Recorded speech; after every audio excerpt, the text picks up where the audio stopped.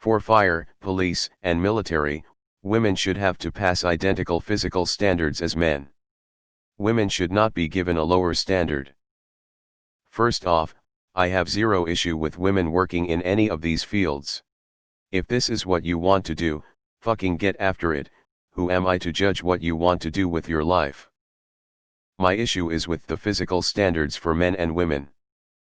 Where I live in Canada, for the physical tests required to become a firefighter or officer, and maybe soldier, women have lower requirements than their male counterparts.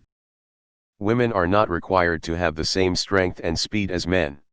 A fire does not provide smaller victims, because a petite female is responding. Criminals don't take it easier on smaller women. Terrorists will engage in combat with any gender, and so on.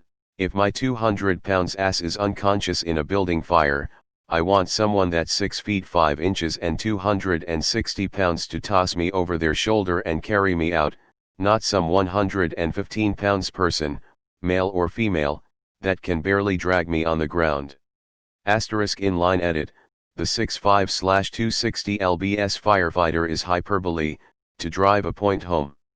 I've had multiple people comment on how unrealistic it is, but obviously there are smaller people who could do a fine job. Asterisk. But women aren't as strong as men. Yup, that's generally true. Of course there are exceptions. I know plenty of women that are bigger and stronger than most men. I also know men that are smaller and weaker than your average woman. But your average woman is not physically cut out for firefighting or policing. And to be fair, your average man isn't either.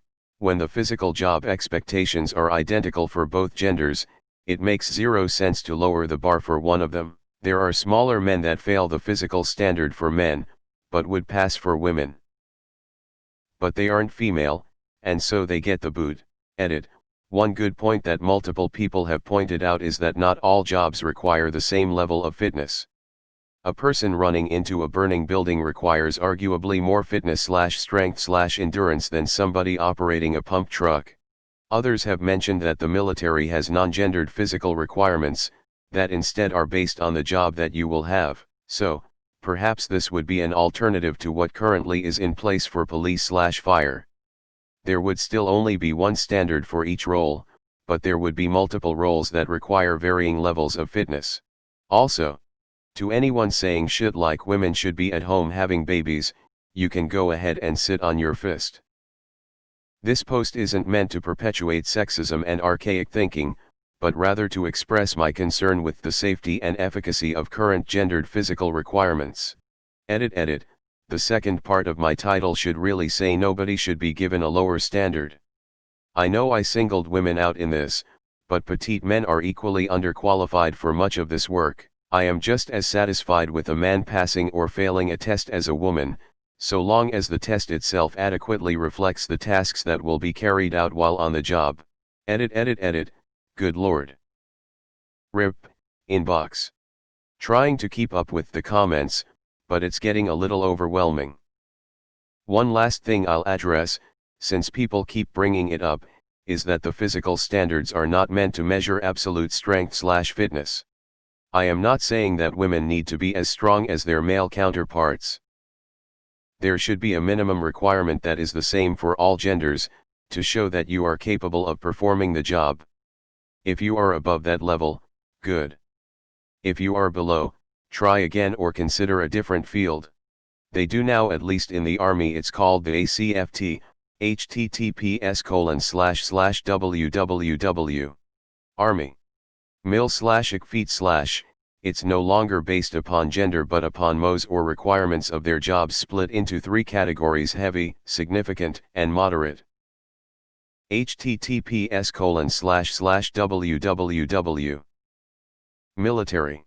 com/military fitness/army fitness/army combat fitness testic feet score chart. Based upon the physical demand of their MOS, i.e. infantry has a higher demand physically than say supply does, and because females are now allowed in infantry, they are expected to pass at the same standards as males. If you fail 2 record PT tests, no matter your gender, they start the chaptering process, but that's always been on the books. My mom's a firefighter, so I know a lot of firefighters. she's physically capable for the job, but one thing I notice is a lot of men are fat and unhealthy, only pointing out men specifically because there are very little women in my city's fire department. I think the standards should not only be equal but also constant.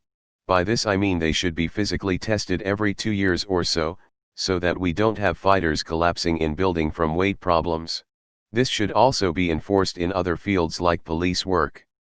We've all seen a fat officer/cop before and thought how poorly they would do chasing a criminal. My sister was an armed police officer in the UK and she had to take the exact same tests as everyone else. It was all the same, didn't matter then gender. Police should have to repeat their physical test yearly. There's some out-of-shape cops out there who would rather fire a taser than jog. This airline in Asia, it might be more than one, but I heard about this one in particular, has height requirements for flight attendants. They have to be over a certain height because, according to the airline, they sometimes need to help people put their luggage up into the overhead bins. But guess what? The height requirement for women is lower. How does that make sense? Female flight attendants use lower bins. As far as I know, CT's physical exam for firefighters, the CPAT, doesn't have a separate set of requirements for women. At least I don't remember seeing one when I was doing research into it. I was interested in taking it just as a goal for personal fitness. And every EMT job I've had, 3, has given the same fit test for all applicants. I've had partners, both male and female, that I would say are bad at lifting. I cringe every time I go to move someone and my partner puts their knee up on the bed for leverage. A lot of the time form is a lot more important than physical strength. I had one transport taking a 400+ lb guy home from the hospital. Picking him up, we had like 3 or 4 people helping us. We got him home and didn't have time to wait for another crew to assist, so it was just me, 150 pounds female in my 20s, and my partner, older burned out skinny male, moving this guy from the stretcher to the bed, and we had no problem. I know this comment will get buried, but I just wanted to throw in my 2 cents and share what I personally experienced. Women in the Canadian Armed Forces do have to pass identical physical fitness tests. Look up force test. Source: I am a woman in the CAF. The CPAT for firefighting has no difference for sex. It's the same for everyone and pass/fail because you are either fit enough for the academy or you're not.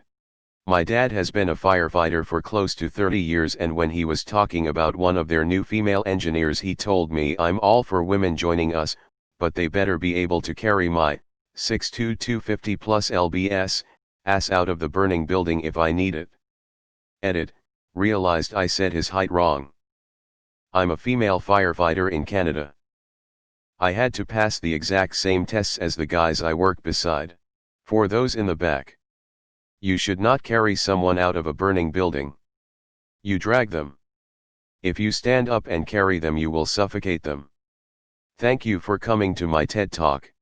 6'5" and 260 pounds is a pretty big step above the average man. I don't think most men who are soldiers/firefighters/police/etc. even meet these standards.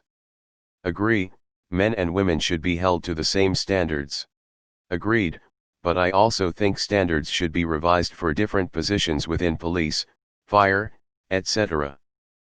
Yes, a 100-pound woman might not make a good beat cop, but she, or a nerdy boy gamer, might make a great detective.